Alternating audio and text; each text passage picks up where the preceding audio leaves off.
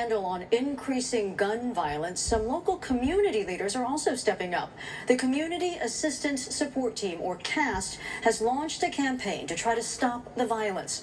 One part of that is to call on gang members to put down the guns. San Diego police say the number of suspected gang shootings has gone up 129% the first half of this year over the same time frame last year.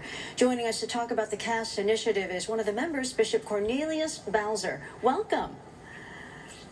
It's good to be here. Thank you for having me. So what kinds of conversations have you had with gang leaders, and how receptive have they been? Well, I wouldn't say gang leaders, but I would say those that, have influence, right? And, the conversations is, it varies, right? Because one of the things that they want folks to understand is that they're suffering from trauma too, which is post-traumatic stress disorder. But one of the conversations we have when we talk about taking a pause and a season of peace from July 23rd through September the 6th, let's take a pause and let's take a time out from the shootings and things like that. They consider that and they look at that, but then they also think about from the perspective, well, what if I'm going somewhere and someone is trying to shoot at me, right? So we understand that PTSD that they're dealing with the fight and freeze and flight mode, right? And so they're always in that fighting mode per se when it comes to that. And so one of the things that we always try to get them to understand is that all we are asking for is just to take a pause, and you don't have to, the altercation or fighting does not have to lead to a shooting. There's other ways that we can resolve our issues, but they're listening, they're interested, and I believe most of them, they don't really want this to happen, right? But they're afraid for their own lives, and that's why you have so many guns in the street, because especially in our communities, because most folks are afraid. These youngsters that are out there, they're afraid for their lives. Now, certainly this has a profound effect on the community. What kind of community support are you getting to help with this campaign? Well, yes, we have various community support. We have the wraparound, which Pastor Sandoval Community Wraparound, where they can come there and be a part of that. We also have our groups where we have CBT, Cognitive Behavioral Therapy, community mentors groups. We have Paving Great Futures, who we work with. They offer a variety of support services.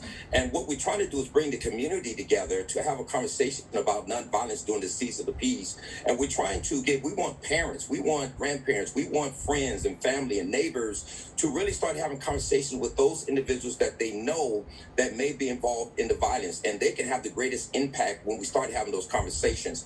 What I always say to people is that they say, well, they're not listening. Well, they may not be listening consciously, but subconsciously they are listening, because the subconscious always listen.